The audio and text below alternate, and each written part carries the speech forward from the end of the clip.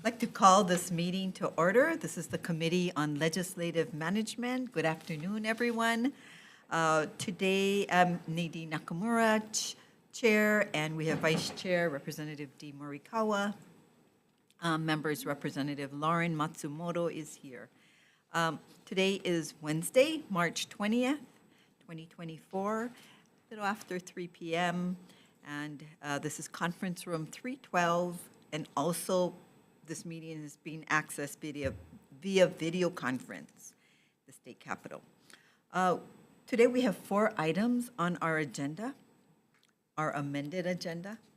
And the first item is, before I start, just wanted to, if anybody is testifying remotely, please keep yourself muted and your video off while waiting to testify, and then after your testimony is complete. Thank you.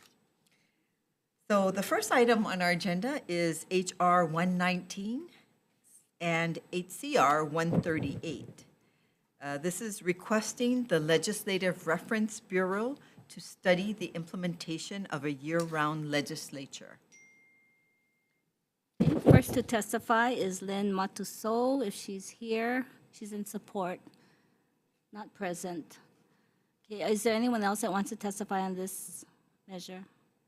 Okay, seeing none other, we can move on. Okay.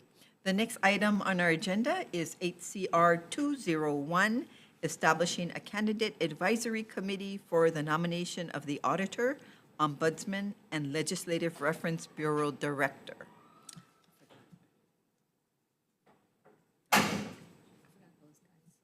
Oh, okay. Let's back up to the previous HCR 138. Yeah, 138. Sorry, rehearsal.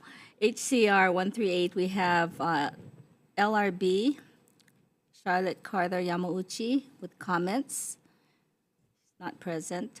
And we have 2 late, Ruda Jordans and Nikos Leverance in support. Okay, thank you, Chair. I don't Thank think you. they're here. Is there anyone else who would like to testify on this measure? Okay, then we go on again to the next item, HCR 201, establishing the Candidate Advisory Committee. Chair, we have no testifiers on this. Okay, would anyone here like to testify on HCR 201?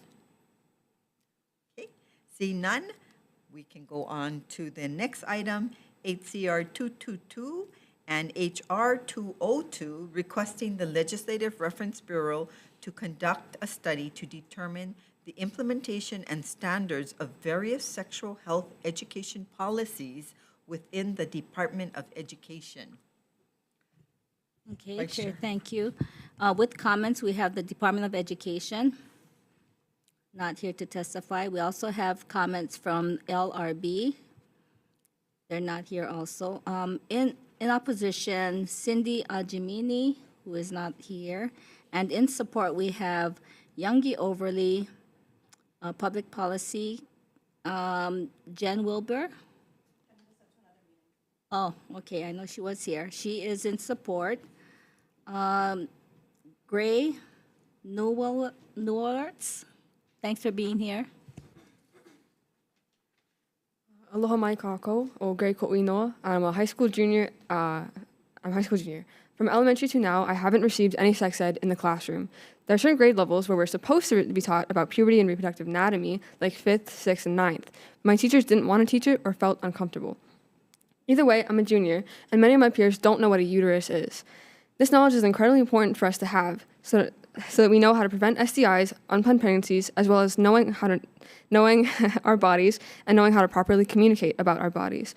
My friends at other schools have talked about their experience with sex ed, and it's unfair that sex ed is mandatory, but the implementation of it is uneven across the schools. This is why the DOE should do a study to see what's happening. I encourage you to support this resolution. Mahalo. Thank you. Okay, I have late testimony from Grace, and these are all in support. Grace Alvaro, Calatan, Emi Matsuura. Thank you for being here. Aloha representatives, my name is Emi Matsuura. I'm an 11th grade student at Punahou School speaking in support of this resolution. I support this resolution because I did not receive adequate sex education and I felt like I was in a culture where misinformation drove shame, but wanting to know more about sexual and reproductive topics was not encouraged. And for this reason, I joined Teen Council, which is a group that is part of Planned Parenthood, where we teach peer-led sex education at schools around Oahu. Now, I enjoy participating in Teen Council, but when we're teaching about STIs and STDs, contraception, or other topics that scratch the surface of sex education, it becomes very apparent to me that we are trying to fill the massive gaps left by the state.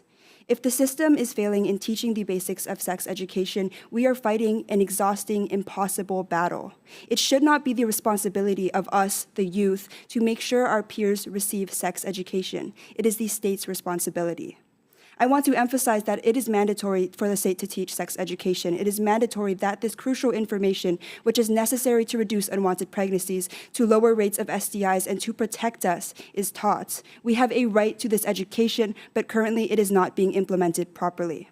Representatives, I want to live in a community where accurate, inclusive information is spread and where asking questions critical for our health is not stigmatized. This resolution is the first step in achieving this. For these reasons, I urge you to support this resolution. Thank you. Thank you. Next, we have Flora Elham. Aloha members of the committee, my name is Flora. I am in the 11th grade and I'm testifying as an individual today in support of the sex education resolution. Throughout my years in the DOE system, I've seen little to no adequate sex and reproductive education. The lessons that I have been given on sex ed were largely focused on fear-mongering and the consequences of having sex, rather than highlighting the importance of protection, contraceptives, and STI testing, to name a few crucial concepts. In fact, it was not until I joined the Teen Council I received adequate comprehensive sex education. In the Teen Council, we teach lessons on sex-related topics to schools across Hawaii. This has given me even greater insight in the shortcomings of the current standard of sex ed curriculums in Hawaii. A greater foundation of sexual knowledge in Hawaii is imperative to incentivize teams to seek out help if they are experiencing sexual issues. There have been countless instances where the stigma towards sex-related topics such as STIs has discouraged teens to access the healthcare that they need. As such, in order to protect Hawaii's youth and deconstruct this stigma, we must reform these systems and strengthen Hawaii's sex ed curriculum. Thus, I humbly urge for the committee's support for this resolution. Thank you. Thank you. Okay, next up we have Vivian Hill in support. Aloha, my name is Vivian Hill and I'm a junior at the Honolulu Waldorf School. I currently volunteer as a member of Planned Parenthood's Teen Council, which facilitates sex ed in schools across Oahu. Although I'm currently a private school student, I spent most of my middle and early high school years at DOE schools. I never received adequate sex ed. Through middle and high school, I only had around 3 one-off sessions that even resembled it, and in my experience, it was very repetitive and only covered very basic anatomy and information regarding the menstrual cycle, which is important, but it's not nearly enough. Before joining Teen Council, I had never learned in school about what consent was, what healthy relationships looked like, and really any specifics around STI treatment, testing, abortion, and how to receive sexual and reproductive health care. No matter if as youth we choose to be abstinent or sexually active, this knowledge is vital. It should not be the responsibility of students' families, friends, or up to them to figure it out by themselves. This is something that you legislators have already decided is important for youth to receive, but stories like mine are not rare. This is why we need this resolution to assess what's missing, what's not happening across the board. This survey would be able to break down what sexual health education is currently being taught at schools and see which are keeping with what the DOE already requires.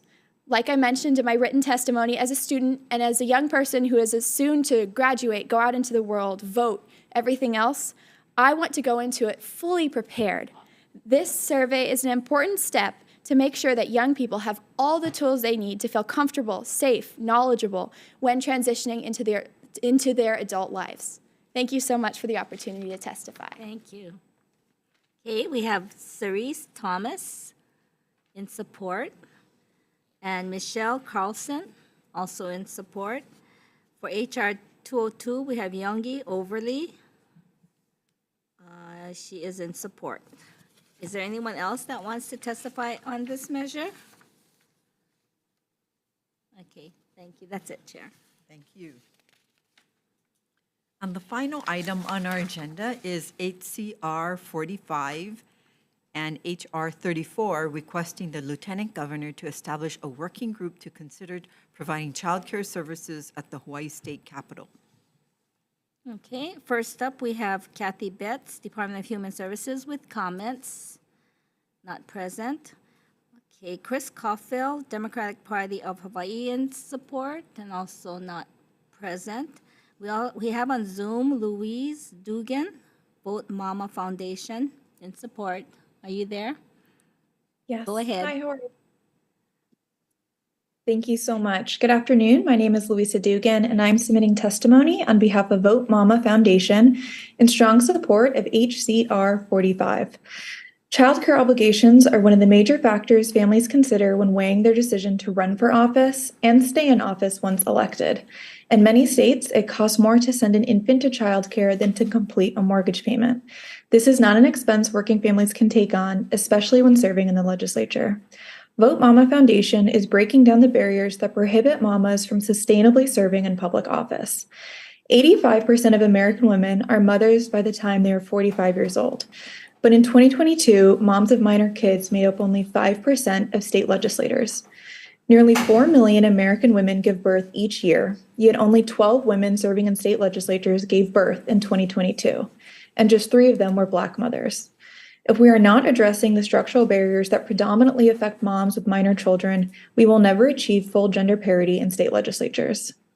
Legislators with minor children need reliable and safe access to childcare, both in their home district and at the Capitol.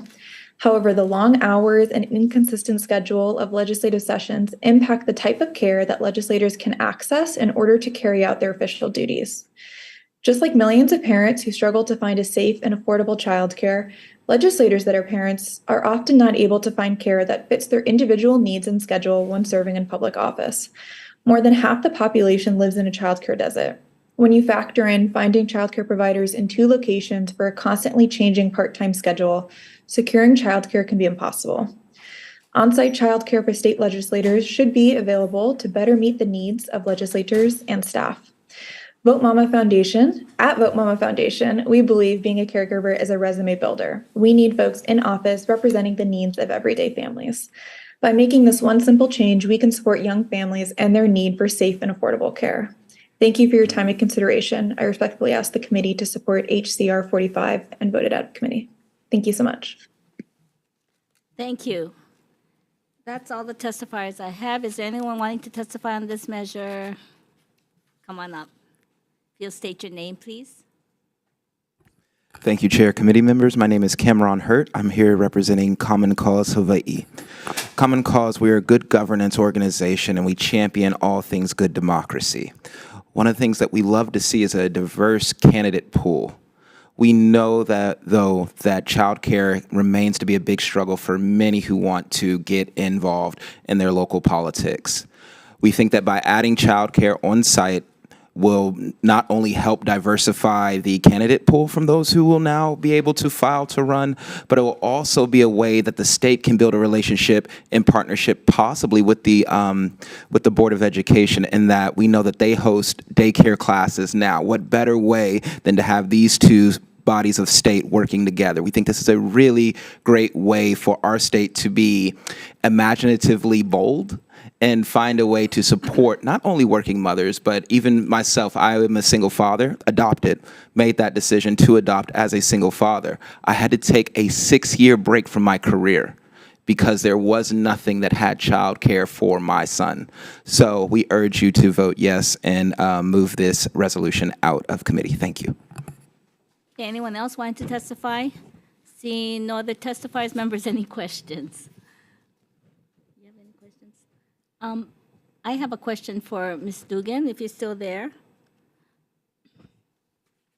Hi, do you know of any examples of other legislatures that have this?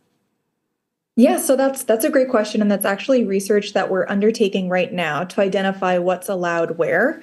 But we do know that on-site childcare exists in the Alaska State Legislature for legislators in Alaska, as well as in Indiana.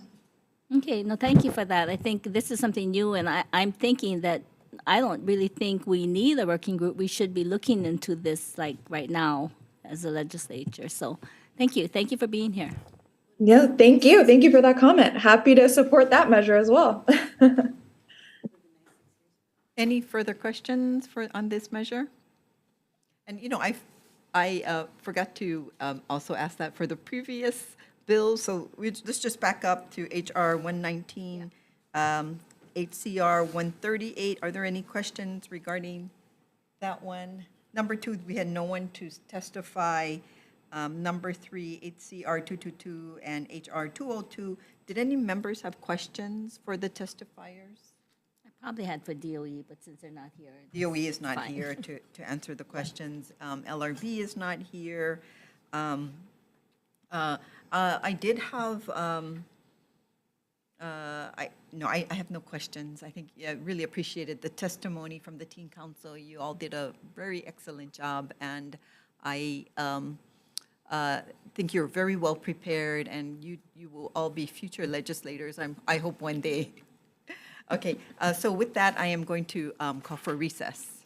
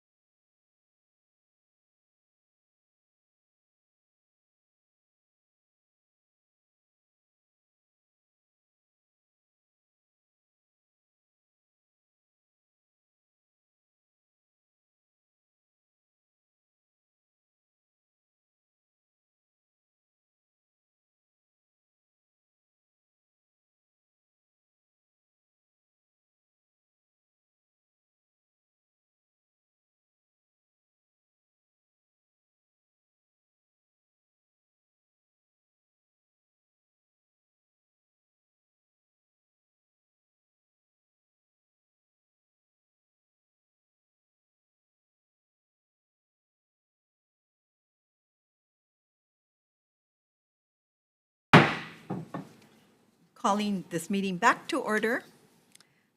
We will go into decision-making for HR 119, HCR 138.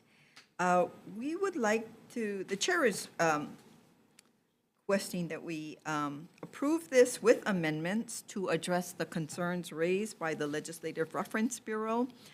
So we want to, on page 2, line 7 through 11, amend this, sort of the scope of the study to read the Legislative Reference Bureau is requested to study the 4 states, California, New York, Pennsylvania, Wisconsin, with year-round legislatures to clarify the similarities and differences in operations with respect to legislative schedules, operational costs, legislative and staff salaries, and policies regarding outside employment. The LRB study will include best or common practices and recommendations for implementation in Hawaii. On page 2, line 17, we will change the date where the legislature will receive this report no later than 20 to 45 days prior to the convening of the regular session of 2025. Members, any comments or questions? If not, let's take the vote. Okay, thank you, Chair. We're voting on HR 119, HCR 138. Recommendation is to pass with amendments. Chair and Vice Chair vote aye. Rep. Iligan? Aye. Rep. Kitagawa is excused. Rep. Matsumoto? Aye. Okay, Chair, your measure is adopted. Thank you very much, members. We will move on to HCR 201, establishing a candidate advisory committee for the nomination of auditor, ombudsman, and legislative reference bureau director. The recommendation is to pass as is. Comments? Okay, thank you. We're voting on HCR 201, recommendation to pass as is. Chair and Vice Chair vote aye, noting the excused absence of Rep. Kitagawa. Any reservations or noes? Okay, seeing none, your measure is adopted. Thank you. The next measure, HCR 222, HR 202, regarding the study, the LRB study on sexual health education within the DOE. Again, there were some comments, and I would like to include the DOE amendment, page 4, line 16 to 18. I would also will be passing out to members amendments to this recommended by the LRB.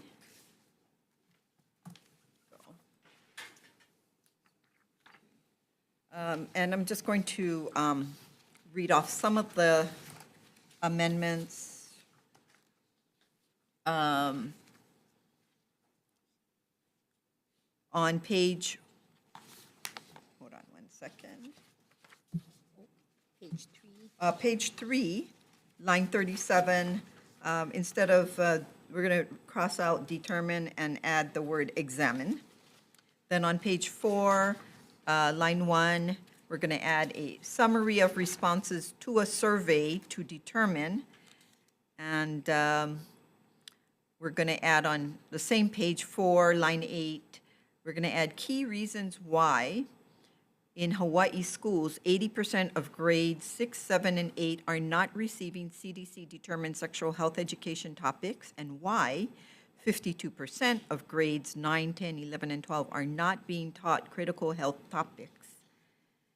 And then we will be adding and sort of moving around some of this and renumbering on page line 14, information on the types of resources schools and teachers are currently offered and resources that schools and teachers would need to be in compliance with sexual health policies and laws.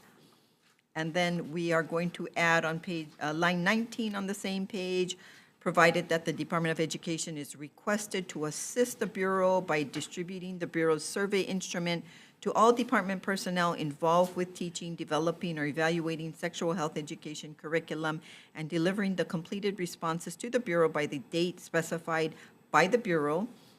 Adding on line 26, a summary of current Department of Education or Board of Education policies and standards relating to sexual health education, which the department is requested to provide to the Bureau no later than June 1st, 2024. On line 31, changing report to assessment, taking out lines 35 to 38 for redundancy, and then clarifying from line 40 on recommendations for evaluating and ensuring the provision of evidence-based sexual health programs in the future. Members, those are the recommended amendments to this bill. And any other technical amendments. Any comments? Any questions, comments? Okay, let's take. Okay, we're voting on HR 202, HCR 222. Recommendation is to pass with amendments. Chair and Vice Chair vote aye, noting the excused absence of Rep. Kitagawa. Are there any reservations? Any noes? Okay. Thank you Measures very adopted. much, members. And finally, the HCR 45, HR 34, both Vice Chair and I have had conversations with the Lieutenant Governor, and I believe the best way to move forward is to just informally work. I think there is a recognition that there is a need and that we can do this without this resolution, just informally working together collaboratively to try to find a solution for childcare at the state capitol. So we will be deferring this fourth resolution. Okay, Thank you. all right. Okay. With that, this meeting is now adjourned. Thank you, guys.